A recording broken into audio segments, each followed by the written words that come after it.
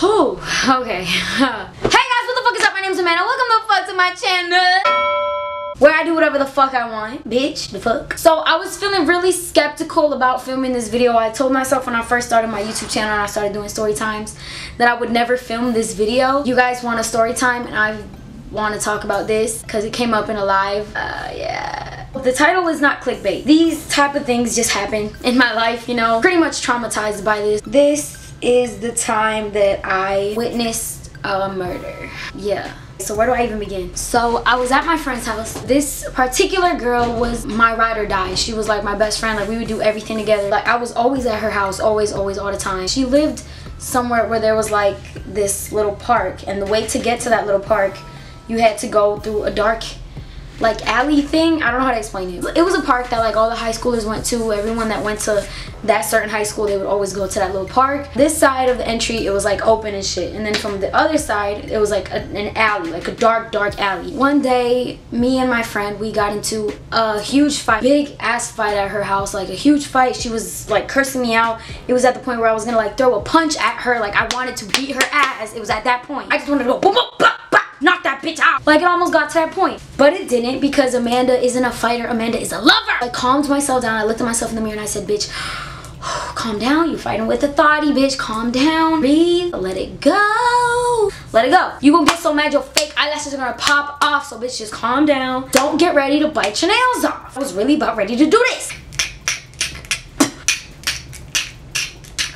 but I didn't. Sat myself down and I said chill. Locked myself in the bathroom. Like after, I don't even want to tell you guys what we were like. I can't even remember, to be honest, but I think it was like about a boy or something. I don't know. What you doing? Calm down, bitch. Like what you doing? Sit. You're not even like that. Look at you, bitch. You're a blonde bitch with some green eyes. Like you're gonna get your ass beat. I looked myself in the mirror and I was like, bitch, you got this. You got this. Don't let a bitch try you. You got this. Just breathe.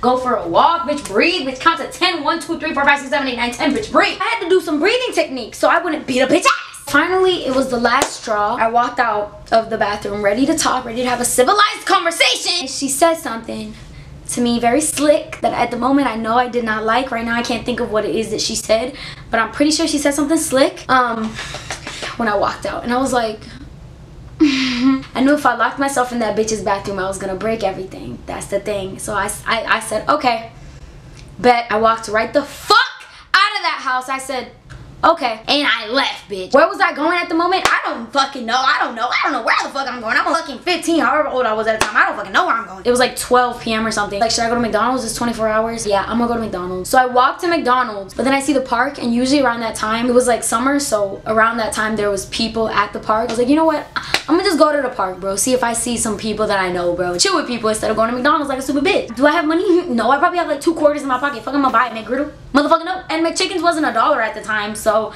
I didn't even have $1. To get back to like the park, to go back this way, I would have to go through the dark alleyway, you know, to get to the park. So I'd have to go through the dark alleyway. You know, I wasn't scared because we do it all the time, and I wasn't scared because I was like used to it. I was used to going through the dark alleyway. Okay, I always go through the dark alleyway. I was used to it. So I'm just strolling through it, you know.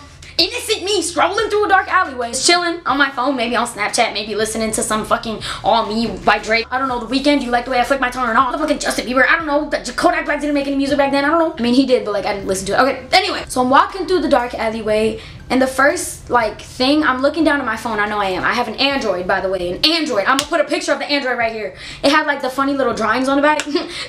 I was scrolling through like, I was gonna say Snapchat, but that probably wasn't a thing. I was scrolling through Kik, you know, Kik messages. I was like, he cute, you know, just doing the shit that we do. Right, so let's just say I'm on my Android, right? This is my Android. This is probably better than the Android, but let's just say it's an Android. And then I hear a scream, like while I'm walking. I'm walking slow, you know, trying to kill time to see what my friend's gonna do or whatever. And then I hear like a scream, like a deathly scream, and I'm thinking, the first thing, obviously I got scared. Like the first thing I'm thinking, what the fuck? If I'm walking in the fucking dark like at 12 p.m. and I'm fucking 15, I'm gonna think somebody's about to kill me. It's a death scream. It's literally like, ah. So I'm walking and I hear that. I just like stood there for a second. So like in a scary movie, I'm that white bitch that like gets killed first, because I just stood there. I like froze.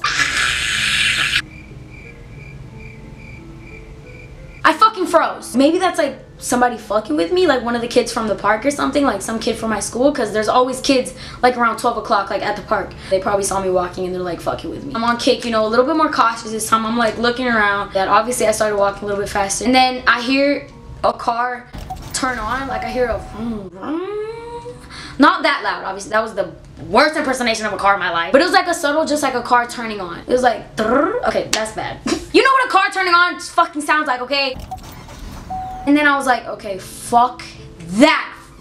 I feel like my ears like played jokes on me, because I feel like I heard it behind me and it was actually happening in front of me, but I feel like when I heard it, I felt like everything was happening like behind me. At that point, I started like sprinting, and that's when I fucking see it. Oh my god, I'm getting chills. Ah!